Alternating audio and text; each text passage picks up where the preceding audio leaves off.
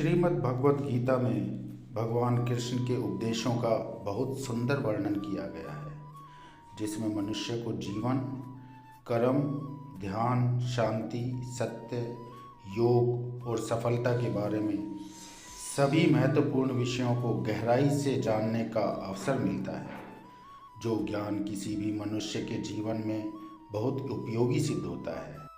श्रीमद् भगवत गीता में भगवान श्री कृष्ण ने अपने शिष्य अर्जुन को कुरुक्षेत्र में न केवल ज्ञान की बातें बताई, बल्कि उसके साथ साथ जीवन जीने की कलाओं के बारे में भी बताया, जो कि हर मनुष्य के लिए प्रेरणा स्रोत होता है। भगवान श्री कृष्ण ने महाभारत युद्ध के दौरान गीता के ये उपदेश अपने प्रिय शिष्य अर्जुन को दिए थे। गीता में दिए गए उपदेश आज भी उतने ही प्रासंगिक हैं और मनुष्य को जीवन जीने की नई राह दिखाते हैं। श्री कृष्ण के उपदेश हमें धर्म के मार्ग पर चलते हुए अच्छे कर्म करने की शिक्षा देते हैं। तो मित्रों, आइए हम जानते हैं श्री कृष्ण के अनमोल उपदेशों के बारे में, जो हमारे जीवन के लिए बहुत ही महत्वपूर्ण है। कर्म किए जाओ, फल की चिंता मत करो। आत्मा अमर है, इसलिए मरने की चिंता मत करो। इस संसार में कुछ भी स्थायी नहीं है। नर्क के 3 द्वार हैं, काम, क्रोध और लोभ। मौन सबसे अच्छा उत्तर है किसी ऐसे व्यक्ति के लिए जो आपके शब्दों को महत्व नहीं देता। आत्मा का अंतिम लक्ष्य परमात्मा में मिल जाना होता है। धर्म केवल कर्म से होता है, कर्म के बिना धर्म की कोई परिभाषा ही नहीं है। अहंकार करने पर इंसान की प्रतिष्ठा, वंश, वैभव तीनों ही समाप्त हो जाते हैं। मैं सभी प्राणियों के हृदय में स्थित आत्मा हूँ। मैं सभी प्राणियों का आदि, मध्य और अंत भी हूँ। सत्य कभी नष्ट नहीं हो सकता।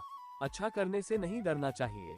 समय कभी नहीं रुकता। आज यदि बुरा चल रहा है तो कल अवश्य अच्छा आएगा। आप केवल निस्वार्थ भाव से कर्म कीजिए, केवल वही आपके हाथ में है। मनुष्य कितना भी गोरा क्यों ना हो, परंतु उसकी परछाई सदैव काली होती है। मैं श्रेष्ठ हूँ, यह आत्मविश्वास है, लेकिन सिर्फ मैं ही श्रेष्ठ हूँ, यह अहंकार है। व्यक्ति जो चाहे बन सकता है, यदि विश्वास के साथ इच्छित वस्तु पर लगातार चिंतन करे। प्रेम सदैव माफी मांगना पसंद करता है और अहंकार सदैव माफी सुनना पसंद करता है। जो रास्ता ईश्वर ने आपके लिए खोला है, उसे कभी भी कोई बंद नहीं कर सकता। मनुष्य का जीवन केवल उसके कर्मों पर चलता है। जैसा कर्म होता है, वैसा उसका जीवन होता है। एक बार माफ करके अच्छे बन जाओ, परंतु दोबारा उसी इंसान पर भरोसा करके बेवकूफ कभी न बनो। मन की गतिविधियों, होश, श्वास और भावनाओं के माध्यम से भगवान की शक्ति सदा तुम्हारे साथ है। जीवन में आधे दुख इस वजह से आते हैं क्योंकि हमने उनसे आशाएं रखी जिनसे हमें नहीं रखनी चाहिए थी। मैं ही इस सृष्टि की रचना करता हूँ, मैं ही इसका पालन पोषण करता हूँ और मैं ही इस सृष्टि का विनाश करता हूँ। जब संसार में धर्म की हानि होगी, अधर्म की विजय, तब मैं इस पृथ्वी पर अवतार लूंगा। शांति से भी दुखों का अंत हो जाता है और शांत चित्त मनुष्य की बुद्धि शीघ्र ही स्थिर होकर परमात्मा से युक्त हो जाती है। हमारी आस्था की परीक्षा तब होती है जब हम जो चाहे वो न मिले और फिर भी हमारे दिल से प्रभु के लिए शुक्रिया ही निकले। लोग अक्सर सच कहने से बचते हैं या डरते हैं, पर सत्य कभी छुप नहीं सकता और न ही कभी मिट सकता है। कितना भी छुपा ले, पर सच तो उजागर हो ही जाएगा। जो बात सच पर आधारित हो, उसे करने या कहने और मानने से कभी नहीं डरना चाहिए। इच्छा पूरी नहीं होती तो क्रोध बढ़ता है, और इच्छा पूरी होती है तो लोभ बढ़ता है। इसलिए जीवन की हर स्थिति में धैर्य बनाए रखना। धर्म केवल रास्ता दिखाता है, लेकिन मंजिल तक तो कर्म ही पहुंचाता है। वह जो सभी इच्छाएं त्याग देता है, मैं और मेरा की लालसा तथा भावना से मुक्त हो जाता है, उसे शांति प्राप्त होती है। श्री कृष्ण ने कहा है, अगर तुम्हें किसी ने दुखी किया है तो बुरा मत मानना।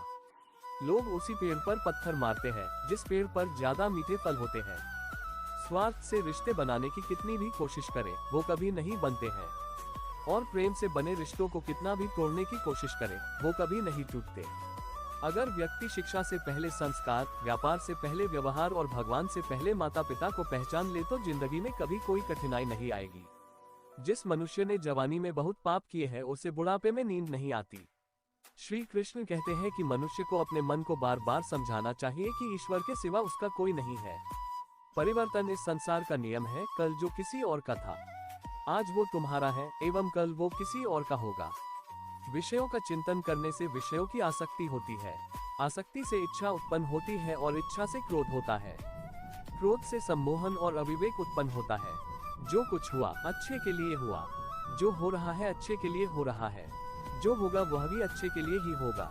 मेरे लिए न कोई घृणित है और न ही कोई प्रिय, न कोई निर्धन है और न ही कोई धनी। बस जो भक्ति भाव के साथ मुझे याद करते हैं, मैं उनका हूँ और वो मेरे। आप वही हैं जिसमें आप विश्वास करते हैं। आप वह बन जाते हैं जो आप मानते हैं कि आप बन सकते हैं। अगर तुम अपना कल्याण करना चाहते हो तो सभी तरह के उपदेशों, सभी धर्मों को छोड़कर मेरी शरण में आ जाओ, मैं तुम्हें मुक्ति प्रदान करूंगा। जिस इंसान के चारों तरफ नकारात्मक लोग रहते हैं, उस इंसान का मंजिल से भटक जाना तय है। जिंदगी में सब कुछ खत्म होना जैसा कुछ भी नहीं होता। हमेशा एक नई शुरुआत हमारा इंतजार कर रही होती है। इंद्रियों के अधीन होने से मनुष्य के जीवन में विकार और परेशानियां आती है। सुख दुख का आना जाना सर्दी गर्मी के आने जाने के जैसा ही है, इसलिए इन्हें सहन करना सीखना ही उचित है। निर्बलता अवश्य ईश्वर देता है, परंतु मर्यादा मनुष्य का मन खुद निर्माण करता है। जीवन में वाणी को संयम में रखना अनिवार्य है, क्योंकि वाणी से दिए हुए घाव कभी भरे नहीं जा सकते। मनुष्य उसके लिए शोक करता है जो शोक करने के योग्य नहीं है, और फिर भी ज्ञान की बातें करते हो। बुद्धिमान व्यक्ति ना जीवित और ना ही मृत व्यक्ति के लिए शोक करते हैं। जो हुआ अच्छा हुआ, जो होगा अच्छा होगा। स्वयं को मुझ पर छोड़ दो, अपने कर्म पर ध्यान दो। कर्म ऐसा जो स्वार्थरहित पापरहित हो।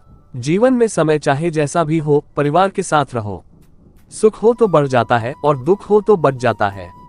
मोहग्रस्त होकर अपने कर्तव्य पथ से हट जाना मूर्खता है, क्योंकि इससे ना तो तुम्हें स्वर्ग की प्राप्ति होगी और ना ही तुम्हारी कीर्ति बढ़ेगी। श्री कृष्ण कहते हैं कि सत्संग ईश्वर की कृपा से मिलता है, परंतु कुसंगति में पड़ना मनुष्य के अपने ही हाथों में होता है। कर्म का फल व्यक्ति को उसी तरह ढूंढ लेता है जैसे कोई बछड़ा सैकड़ों गायों के बीच अपनी मां को ढूंढ लेता है। इस संसार में कुछ भी स्थायी नहीं है। मैं सभी जीवों में विद्यमान हूँ। मैं चींटी में भी विद्यमान हूँ और हाथी में भी विद्यमान हूँ। मेरे भी कई जन्म हो चुके हैं, तुम्हारे भी कई जन्म हो चुके हैं। ना तो मेरा अंतिम जन्म है और ना ये तुम्हारा अंतिम जन्म है। व्यक्ति कर्म करने से कभी छुटकारा नहीं पा सकता है, इसलिए तुम्हें हमेशा कर्म करते रहना चाहिए, क्योंकि कर्म के बिना तुम्हारे शरीर का निर्वाह भी नहीं हो सकता है। परिवर्तन ही संसार में स्थायी है, इसलिए परिवर्तन से नहीं भयभीत नहीं होना चाहिए। जो लोग दूसरों की सहायता करते हैं, ईश्वर उनकी सहायता करते हैं। जब ये संसार ही स्थायी नहीं है, तो इस संसार की कोई वस्तु कैसे स्थायी हो सकती है। आत्मा शरीर को वैसे ही छोड़ देती है जैसे मनुष्य पुराने कपड़ों को उतार कर नए कपड़े धारण कर लेता है। मन शरीर का हिस्सा है। सुख दुख का एहसास करना आत्मा का नहीं शरीर का काम है। मान अपमान, लाभ हानि, गम और खुशी सब मन का खेल है।